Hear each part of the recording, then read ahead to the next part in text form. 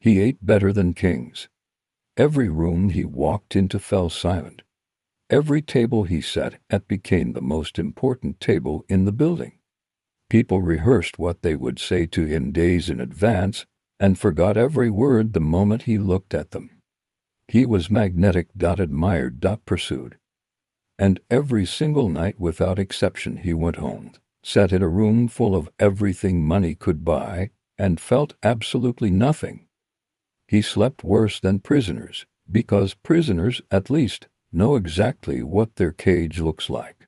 His was invisible, elegant, decorated with the envy of everyone watching him from the outside.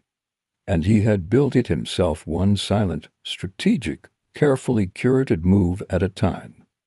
This is the story of what happens when silence becomes your greatest weapon and your heaviest chain. To understand why he became what he became, you have to understand what he saw. He grew up watching the loud ones get eaten alive, the ones who talked too much exposed, the ones who explained themselves constantly dismissed, the ones who flooded every room with their opinions, their emotions, their desperate need to be understood. They were tolerated, occasionally applauded, and ultimately forgotten. But the quiet ones were different. The man in the corner who spoke rarely, but when he did, the room reorganized itself to listen. The woman who never explained her decisions, but whose decisions always, somehow, proved correct. The executive who responded to chaos with stillness and by doing nothing, seemed to control everything. He studied them the way a scientist studies a phenomenon that defies explanation, and what he discovered shook something loose in him. Silence, he realized, was not the absence of power. It was the purest expression of it. When you speak constantly, you give the world a map of your mind. You reveal your fears in the questions you ask. You reveal your insecurities in the answers you over-explain. You reveal your desires in the things you bring up unprompted. But when you are silent, truly, deliberately, strategically silent, you become something the human brain cannot resist. And the human brain, wired by millions of years of evolution to solve mysteries, to fill in gaps, to complete incomplete pictures, will do something extraordinary in the presence of a mystery. It will project. It will imagine. It will assign depth, intelligence, power, and intention to the silence, qualities that may or may not be there, but that the observer needs to believe are there, because the alternative, that the silence means nothing, is psychologically unbearable. He understood this, and he used it. He stopped explaining himself, stopped justifying his choices, stopped performing warmth he didn't feel or enthusiasm he didn't have. He stripped his communication down to the absolute essential and let the world fill in everything else. And the world, right on cue, filled it in with gold. His reputation grew not from what he said, but from what he didn't say. His mystique deepened not from what he revealed, but from what he withheld. People wanted access to him with an intensity that confused even him, because the less he gave, the more they wanted. From the outside, it looked like mastery. From the inside, it had just begun. Before we go deeper, if you're someone who has been told to speak up more, put yourself out there, be more visible, and something about that advice has always felt wrong, you're not broken. You're just playing a different game. Subscribe to this channel, because what we're building here, video by video, is a map of that game. The one nobody teaches. The one the quiet ones already know. If you leave without subscribing, you'll find this again eventually. But eventually is expensive. But here is where the story turns. Because silence, wielded as a tool of power, does something to the person wielding it that takes years to fully understand. It begins subtly. The first cost is paranoia.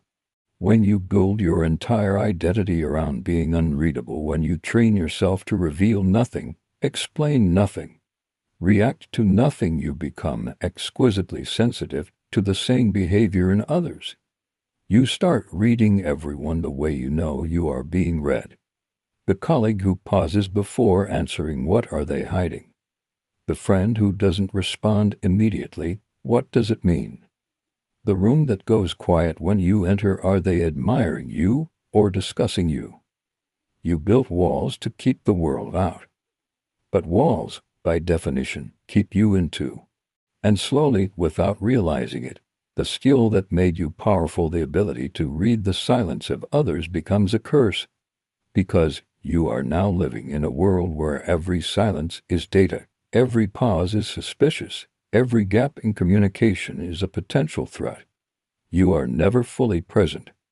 You are always reading, always calculating, always watching. The second cost is ritual obedience. Here is the paradox of the silence as power strategy. It only works if you maintain it perfectly, consistently, without exception. One moment of genuine, unguarded emotion, one honest reaction, one unplanned revelation, and the mystique fractures. The image you spent years constructing cracks.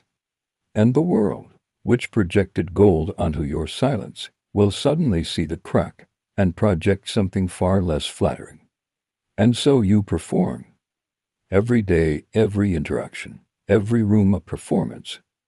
The calibrated stillness, the measured response, the carefully constructed pause before speaking, the expression that reveals exactly as much as you intend it to reveal, and nothing more. You are never off duty. You cannot be spontaneous because spontaneity is unpredictability, and unpredictability in the wrong direction destroys the brand you've built. You cannot be vulnerable because vulnerability is information, and information is leverage, and you have spent years ensuring that no one has leverage over you. You have become, in the truest sense of the word, untouchable, and utterly, completely, devastatingly alone. The third cost is the one nobody sees coming. You forget who you are without the silence, not the strategic silence, the real kind. The silence of a person sitting with someone they love, saying nothing because nothing needs to be said. The silence of a laugh that comes from somewhere unguarded. The silence after honesty, after saying the true thing, the vulnerable thing, the thing that costs something. That silence, the humankind you have traded away so completely that you can no longer access it. You are powerful. You are admired. You are desired. And you cannot remember the last time you felt real. I'm going to pause here because I know some of you just felt something uncomfortable. Maybe you recognized yourself in what I just described. The performance, the walls, the exhausting calculation of every interaction. Go to the comments. Not to agree with me, but to be honest with yourself out loud, maybe for the first time in a while. Write one sentence. Describe the last time you said something completely unguarded to another human being. If you can't remember, that's the answer. The moment of reckoning arrives not with a bang but with an absence. He's at the top. By every measurable standard, he has won. The respect is real. The influence is real. The rooms that fall silent when he enters real. Everything he spent years engineering has materialized exactly as designed. And sitting in the middle of all of it, on an ordinary evening with no particular significance, he asks himself a question so simple it almost doesn't register. When was the last time I enjoyed any of this? Not performed enjoyment, not the satisfaction of a goal achieved, not the quiet pride of a strategy executed well. Actual joy, the uncomplicated, unstrategic, animal pleasure of being alive and present and here. He cannot answer the question, and in the silence that follows, not the powerful silence, not the strategic silence, but the hollow echoing silence of a man who has optimized himself out of his own humanity, he understands the trap for the first time. Power, pursued as an end in itself, does not liberate. It imprisons with better furniture. The silence that made him magnetic, it worked. It worked beyond his wildest expectations. People were drawn to him with an intensity that bordered on obsession. They wanted proximity to him, approval from him, a reflection of themselves in his carefully constructed calm. But here is what none of them understood, and what he understood too late. They were not drawn to him. They were drawn to the image of him. The projection. The mystery.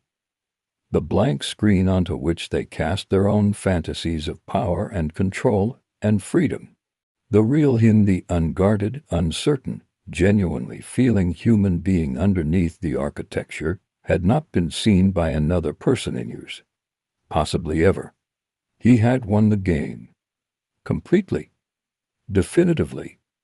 And the game, it turned out, was not worth winning. Now look around you. Because this story, this ancient, timeless, devastatingly human story is playing out right now at scale, across every platform you use and every feed you scroll. We live in the age of the personal brand.